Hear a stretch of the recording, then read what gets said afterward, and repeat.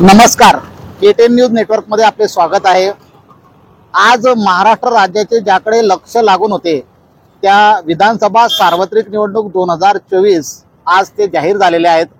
त्या अनुषंगाने आपण जर नंदुरबार जिल्ह्याचा विचार केला तर या संदर्भात निवडणूक जाहीर झाल्यानंतर किंवा त्या अगोदरची परिस्थिती जाणून घेणं अतिशय महत्त्वाचं आहे। 22 ऑक्टोबरला अधिसूचना राहील। 23 ऑक्टोबर रोजी तुम्हाला अर्ज भरायची तारीख आहे। त्यानंतर अर्ज 23 ऑक्टोबर ते 29 ऑक्टोबर पर्यंत आपण नामनिर्देशन भरायचं आहे। त्यानंतर 30 ऑक्टोबर रोजी त्याची छाननी होणार आणि 4 नोव्हेंबर रोजी याविषयीची माघार घेण्याची शेवटची तारीख असणार आहे आणि प्रत्यक्ष मतदान हे 20 नोव्हेंबर रोजी होणार असून 23 नोव्हेंबर रोजी याचा निकाल जाहीर होणार आहे।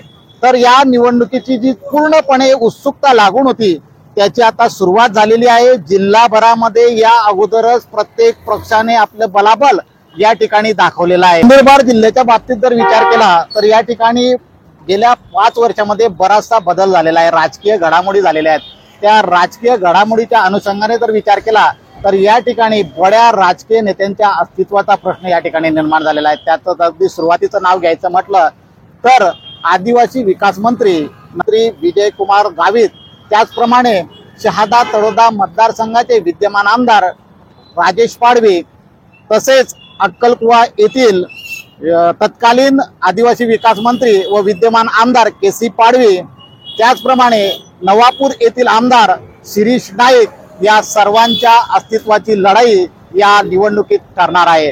त्यासाठी त्यांची जी काही घोडदौड आहे ती सुरूच आहे। त्यांचे राजकीय पैत्रे या ठिकाणी सुरू झालेले आहेत, परंतु या सर्वांमध्ये अद्यापही तिकीट कुणाला मिळाले आहे किंवा कुणाला मिळणार आहे याविषयी साशंकता प्रत्येकाच्या मनात आहे। या ठिकाणी जर आपण बघितलं तर या ठिकाणी बरेचसे नवीन चेहरे आता या निवडणुकीमध्ये उतरणार आहेत। त्यामुळे भारतीय जनता पार्टीचे जे विद्यमान आमदार आहेत किंवा काँग्रेसच्या वतीने ॲडव्होकेट KC पाडवी हे जे आमदारकी अक्कलकुवामधून निवडून आले तर या सर्वांसाठी कुठेतरी ही लढाई जिकरीची बनणार आहे। आपण जर शहादा तळोदा मतदारसंघासाठी विचार केला तर भारतीय जनता पार्टीला या लोकसभेमध्ये अतिशय कमी मतदान त्या ठिकाणी झालेलं आहे। त्या अनुषंगाने जर विचार केला तर आमदार राजेश पाडवी यांच्यासाठी सुद्धा हे अतिशय आपण म्हणू शकतो त्याला की खूप मेहनतीचं काम आहे। त्यांना प्रत्येक मतदारापर्यंत पोहोचावं लागेल, त्यांना त्यांची बाजू मांडावी लागेल, त्यांनी केलेल्या कार्याचा लेखाजोखा त्यांना या ठिकाणी दाखवावा लागणार आहे। आपण जर तसाच विचार जर या ठिकाणी केला तर नंदुरबार विधानसभेसाठी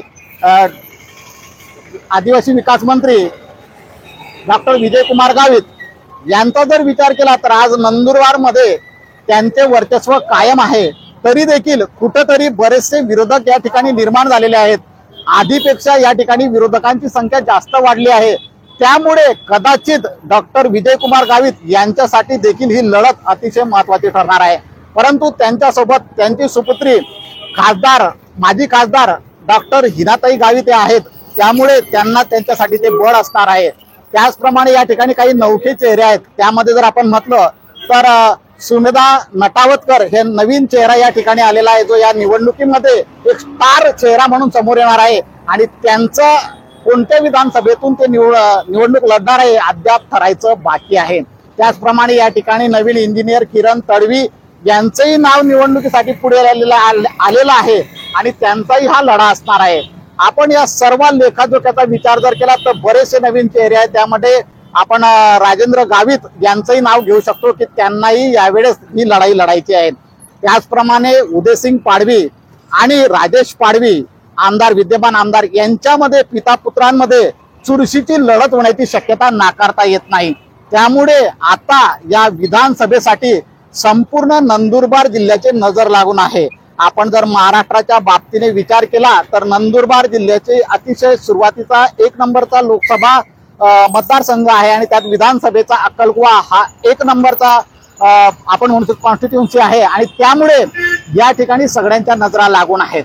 नंदुरबार जिल्ह्यातील नवापूर विधानसभा क्षेत्रासाठी जर आपण विचार केला तर त्या ठिकाणी विद्यमान आमदार शिरीष नाईक यांच्यासाठी जी लढत होणार आहे ते भरत गावित आणि शरद गावित हे त्यांचे विरोधक त्या ठिकाणी असणार आहे। काँग्रेसचे उमेदवार म्हणून निवडून आलेले शिरीष नाईक यांच्यासाठी या दोघांची लढत असणार आहे। आपण जर बघितलं तर भरत गावित हे या ठिकाणी माजी जिल्हा परिषद अध्यक्ष होते, तर त्याचप्रमाणे शरद गावित हे माजी आमदार होते। त्यामुळे या दोघांबद्दल आणि या दोघांची जी लढत होणार आहे अतिशय चुरशीची त्या ठिकाणी होणार आहे। त्या व्यतिरिक्त देखील बरेचसे नवखे चेहरे नवापूर मधून उमेदवारी लढण्यासाठी इच्छुक आहेत। त्यामुळे त्याचा फायदा कोणत्या पक्षाला होईल, काँग्रेसला होईल, भाजपला होईल का आणखी कोणत्या पक्षाला होईल, याविषयीचा विचार करणं किंवा याविषयीचे जे भावना आहेत ते आपण मतदारांवरती सोडूया। त्याचप्रमाणे जर आपण अक्कलकुवा मतदारसंघासाठी जर विचार केला तर या ठिकाणी विद्यमान आमदार व माजी मंत्री ऍडव्होकेट के.सी. पाडवी यांचा जर विचार केला तर त्या ठिकाणी देखील नवे चेहरे आपल्याला पाहायला मिळत आहेत। त्यामुळे अक्कलकुवा, नवापूर व धळगाव मध्ये विजय पराडके यांचं नाव हे समोर आलेलं आहे। त्यामुळे ही मोठी चेहरे आहेत आणि नवीन त्या ठिकाणी जर आपण विचार केला, कारण धळगावसाठी ऍडव्होकेट के.सी. पाडवी हे देखील इच्छुक असल्याचं त्या ठिकाणी बोललं जात आहे। त्यामुळे या दोघांमध्ये ती लढत होणार का हे देखील बघणं गरजेचं आहे। त्यानंतर जर आपण विचार केला तर तो येतो परत शहादा तळोदा मतदारसंघावरती। सगळ्यांचं लक्ष लागून असलेला मतदारसंघ म्हणजे शहादा तळोदा मतदारसंघ। या ठिकाणी जवळपास 8 ते 10 उमेदवार हे निवडणुकीच्या रिंगणात उभे राहणार आहेत। त्यामध्ये मग मोहन शेवाडे जिल्हा परिषद सदस्य जे आहेत ते देखील त्यामध्ये इच्छुक आहेत।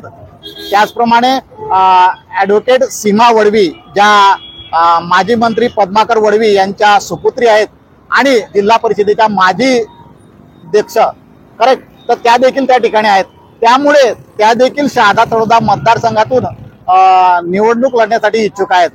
सुहास नाईक यांचे देखील नाव समोर आलेलं आहे। त्यामुळे आता यातून ही निवडणूक कशी चुरशीची होणार ते बघणं गरजेचं आहे। या सर्वांचा निकाल किंवा या ठिकाणी कोणते कोणते उमेदवार आपल्या समोर आहे याविषयी KTN न्यूज आपल्याला अपडेट घेऊन येणारच आहेत। त्यामुळे जर आपल्याला अपडेट राहायचं असेल तर KTN न्यूज मराठीला आपण सबस्क्राईब करायला विसरू नका। KTN न्यूज मराठीसाठी मी विजय पाटील, नंदुरबार।